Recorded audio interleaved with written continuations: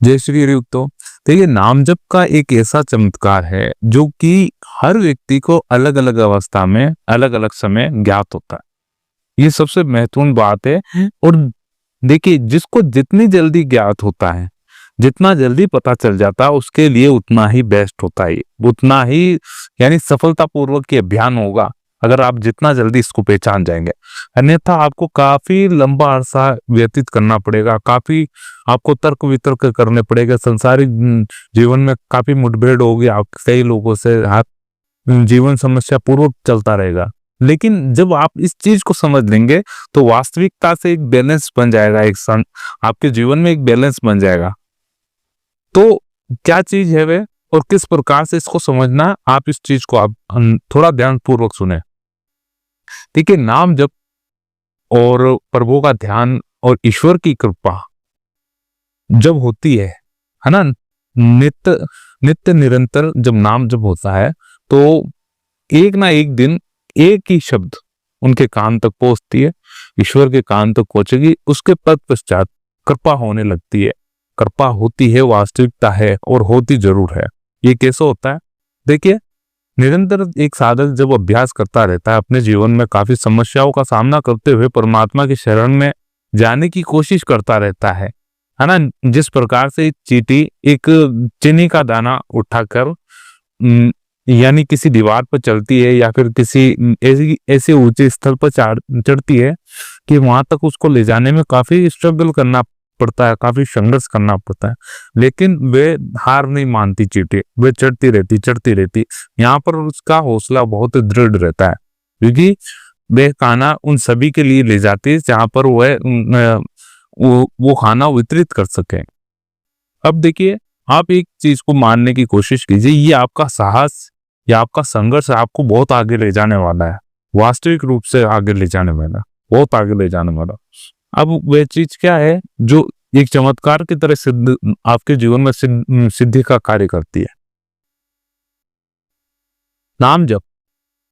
जब आप एक चीज समझने की कोशिश कीजिए, जब आप आईने में देखते हैं अपने आप को, तब आप क्या चीज देख रहे हैं? आप केवल आप अपनी भाई आप अपने शरीर को देखते हैं, शरीर के अंग को देखते हैं, आंखों कान, इससे आपकी पहचान बिल्कुल भी नहीं होती। वास्तविक रूप से आपकी इससे बिल्कुल भी पहचान नहीं होती। आप क्या है, आप भीतर रूप से क्या है, भाई जो अंदर चल रहा है, जैसे कि आपका मस्तिष्क पूर्ण रूप से गणनाएं कर रहा है, चीजों को पहचान रहा है, और कुछ चीजें हैं ऐसी जो हाँ उधर ले जाने की कोशिश करता है, इधर उधर सब चीजें पता है, ज्ञात होती है, बार वापस आपको भगवान की तरफ ले जाता है, वापस संसार की तरफ ले जाता है, इधर उधर चल रहा है।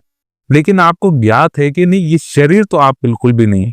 वास्तविकता में शरीर में इतनी काबिलियत नहीं है भाई, इतना यानी इसमें इतना स्टोरेज करने की क्षमता भी नहीं है कि ये इतना कुछ कर ले।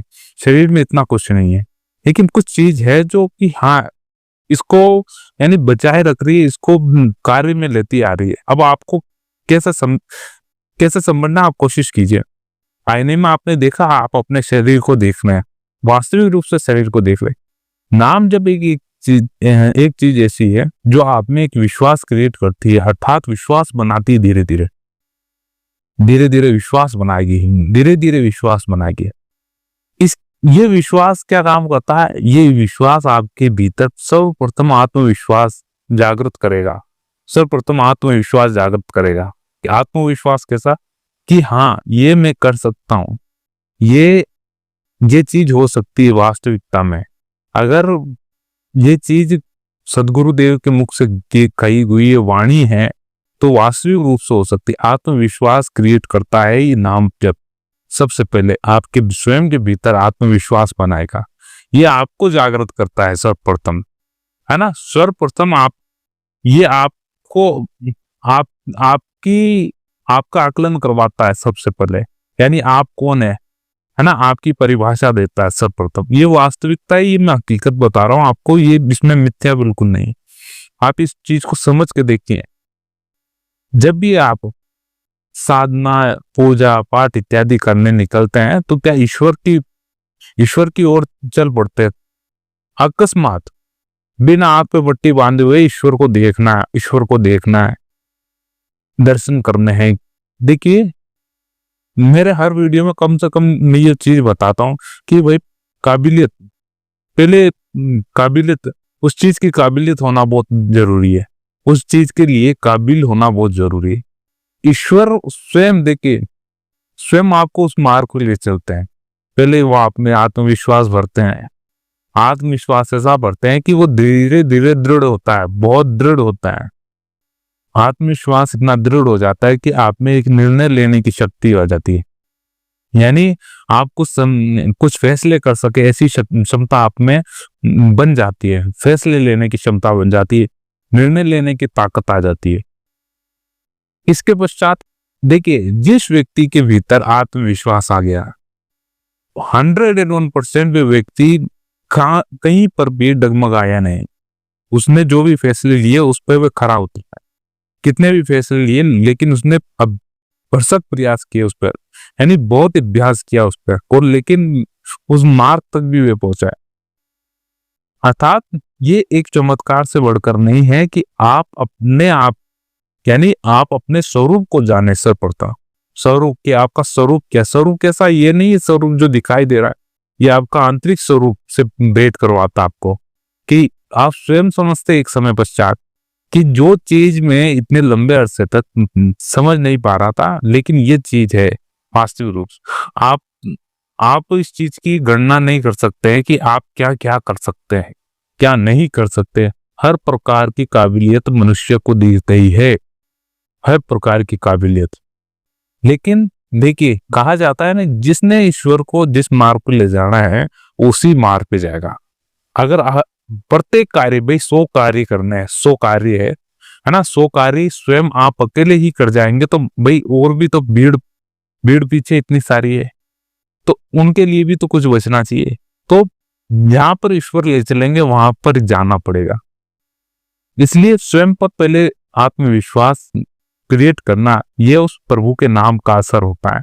आप स्वयं पर विश्वास करने लगेंगे, स्वयं का विश्वास इतना दृढ़ होता है कि वे सही और गलत चीज का फैसला करना बताता है। सबसे बड़ी बात कि भाई क्या सही है, सत्य क्या है, असत्य क्या है। सही और गलत का मतलब समझिए कि सत्य क्या है, सत्य क्या है और असत्य कहाँ है। इस चीज में फर्क करना समझा देता है आपको। आपकी बुद्धि काम करने लग जाती कि नहीं, ये चीज गलत हो रही जीवन में। और गलत क्यों हो रही है? क्योंकि आप बार बार उससे भेंट कर रहे हैं, बार बार उस मार्ग पे चल रहे हैं। तो जरूरत क्या है कि भाई मार्ग का परिवर्तन करना, उस मार्ग का परिवर्तन कर फिर उस मार्ग पर चलना। लेकिन कहीं ना कहीं आपके जीवन में इतनी सारी गलतियां हुई होगी, कैसी भी गलतियां हुई होगी, लेकिन आप वास्तविक रूप से जब आपके भीतर जब आत्मविश्वास आपका सेल्फ मोटिव अंदर से बाहर आता है, तब आप स्वयं को स्वयं के बारे में जान पहचान कर लेते हैं कि नहीं, ये चीज मैं कर सकता हूँ। आपकी काबिलियत बढ़ती है, आपके अंदर उत्साह बढ़ता है।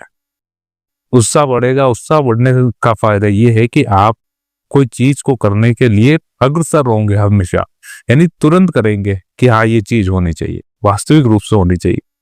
तो ये चीज होती है। अब देखिए, अब इसके पीछे केवल कर्म करने का ही है। ये आप वो नहीं सोचेंगे परिणाम क्या है, इतना नहीं सोचेंगे, ये चीज करनी है आपके नीचे, करके जरूर देखना है ये चीज। इतना आत्मविश्वास, आप फल की इच्छा नहीं है यहाँ परिणाम की इच्छा नहीं है अभी, कि करके देखना है। इतना आत्मविश्वास हो जाता है कि भाई कैसा भी रिजल्ट हो, जैसे एग्जाम देना है एक बार भरसक प्रयास करेंगे, हम अपना 100% देंगे, तत्पश्चात परिणाम कुछ भी रहे लेकिन हम अपनी तरफ से 101% दे के रहेंगे। ऐसा आत्मविश्वास क्रिएट करता है। कहीं ना कहीं विद्यार्थियों के जीवन में भी बहुत ही अच्छा परिणाम रहता है इसका। लेकिन देखिए, कहा जाता है कि स्वयं को ही चलना पड़ेगा इस मार्ग पे, स्वयं को ही, किसी का सहारा नहीं है।